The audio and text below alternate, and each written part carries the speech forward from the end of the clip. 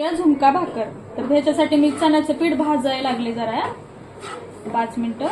आणि वाटण घेतलंय कोथिंबीर, मिरची, लसूण आणि जिरं मी फोडणीला घेणार आहे आणि कढीपत्ता.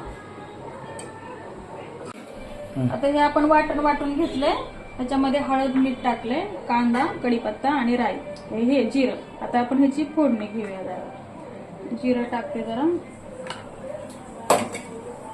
कढीपत्ता आणि कांदा. कांदा लाल होईपर्यंत जरा भाजूया.